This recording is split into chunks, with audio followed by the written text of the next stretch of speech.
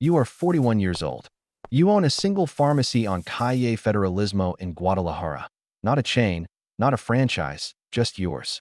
The white White shelves, shelves, the fluorescent fluorescent hum, hum. the smell of antiseptic and cardboard boxes stacked in the back. This place is yours completely.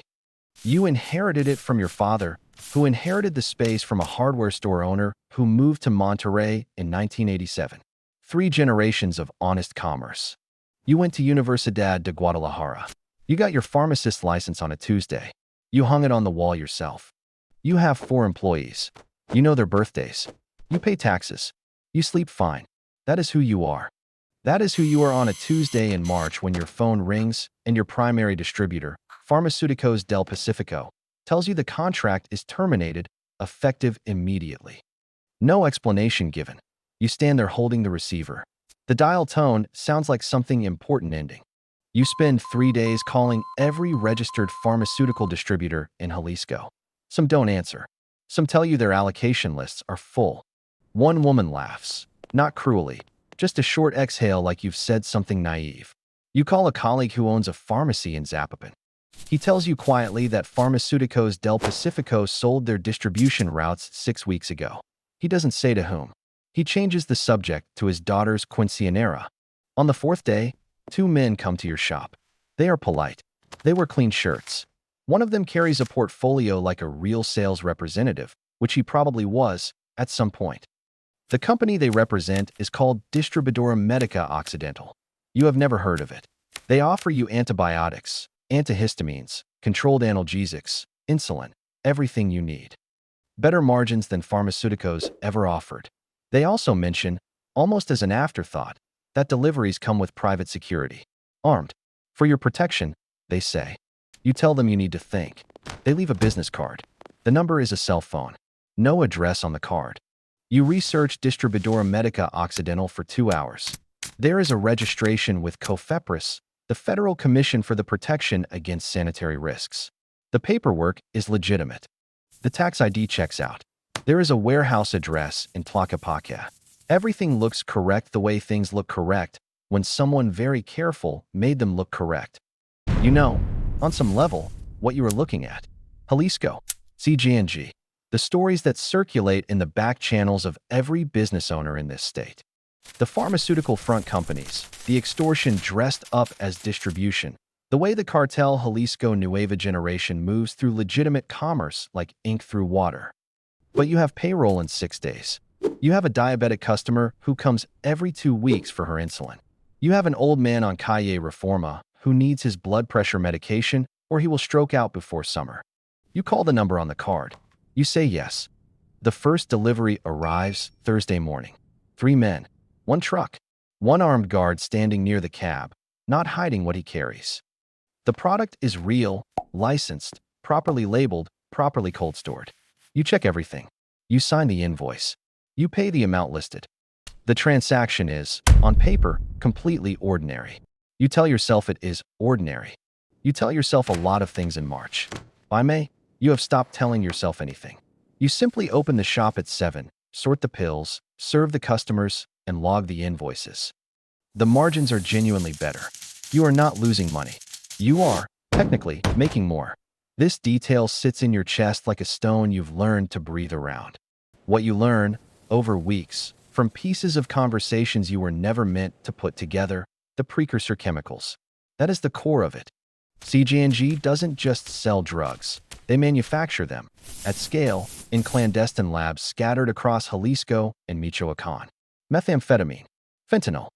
The precursor chemicals, pseudoephedrine, fentanyl analogs, the chemical architecture of mass death, come through supply chains that touch legitimate pharmaceutical networks. Your supplier doesn't sell you precursors, but your payments flow into the same accounts, the same corporate shells, the same financial infrastructure that purchases them. You are one clean layer above something very dirty. The DEA has a name for operations like this. They have filed cases in federal courts in Chicago, in Texas, in California. There are indictments that read like maps, shell companies in the British Virgin Islands, bank accounts in Panama, pharmaceutical fronts in Guadalajara and Culiacan. You have read one of them, at 1 a.m. on your laptop, sick with recognition. You are not named in any of them. You are too small. You are one pharmacy on one street.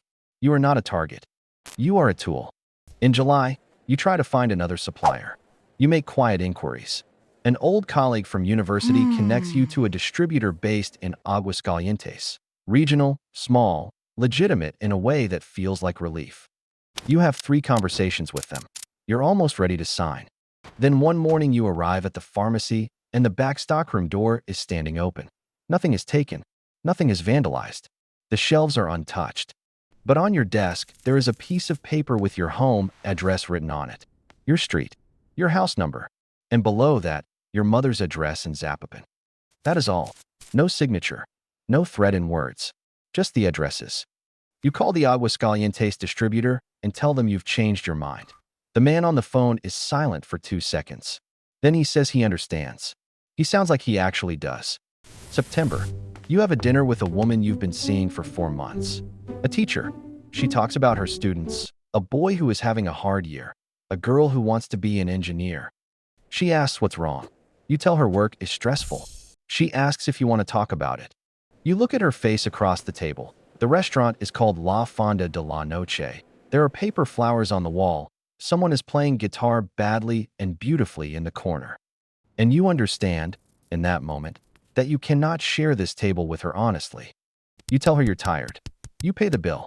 You drive home. You sit in your car in front of your building for 22 minutes. You count them on the clock. Then you go inside. What you know about fentanyl. It is 50 times more potent than heroin by weight. A lethal dose fits on the tip of a ballpoint pen. The fentanyl crisis that is killing tens of thousands of people per year in the United States. The numbers published by the CDC, the numbers that appear in congressional hearings, the numbers that people hold signs about at protests in Phoenix and Cincinnati and Portland. Much of that fentanyl is manufactured in labs connected to the same cartel whose money now clears through your invoices. You are not making fentanyl. You are not moving fentanyl. But you are a node in the network that funds the people who do. You know this. You have known it for months. You sort the pills at 7 in the morning and you do not think about it. This is what survival looks like from the inside. This is what coercion looks like from the inside. These are the same thing. October. You apply for a COFEPRIS inspection. You want it on the record, the documentation, the compliance, the legitimate paper trail of a small, honest pharmacy. The inspector comes. You pass. He shakes your hand. You smile. You are, technically, in compliance with all applicable regulations. You go home and sit on the floor of your bathroom for a long time. Your father built this pharmacy. He served this neighborhood for 30 years and never once crossed a line he was not forced to cross. You believe that completely. You believe that he was a good man. You believe that goodness is inherited, at least in some form. You also believe that he never got the phone call you got in March. And you wonder, in the bathroom, on the floor, the tiles cold through your clothes, what he would have done. You cannot answer the question. This is the most honest thing you know. The story is fiction, but the mechanism is real. CJNG controls pharmaceutical distribution networks across parts of Jalisco, Colima, and neighboring states. COFEPRIS-registered front companies have been used to legitimize supply chains that touch cartel financial operations. Legitimate business owners, pharmacists, distributors, warehouse operators, are coerced through supply interruption and implied threats into dependency on cartel-affiliated networks. The DEA has documented these structures in multiple indictments. The fentanyl crisis consuming communities across the United States runs through logistics infrastructure that looks, from certain angles, exactly like commerce. Somewhere right now, a small business owner in Guadalajara is opening an invoice from a supplier they have never physically visited. The margins are good. The product is real. 2 men delivered it, and one of them was carrying something under his jacket. The owner signs the receipt, files it neatly, and opens the front door for the day. They tell themselves it is a temporary arrangement. They tell themselves they had no choice. They are right about the second thing. Complicity doesn't always look like a crime. Sometimes it looks like a pharmacy at 7 in the morning, the pills sorted, the shelves clean, the sign flipped to open. Sometimes it looks like a pharmacy at 7 in the morning, the pills sorted, the shelves clean, the sign flipped to open. You are not a villain. You are not a hero.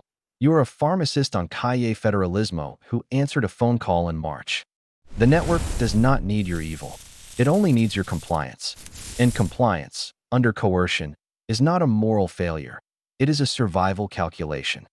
But the pills sorted at 7 in the morning are connected, through layers you did not choose and cannot see, to the tens of thousands of people dying each year from fentanyl. The connection exists whether you look at it or not. The network functions whether you understand it or not.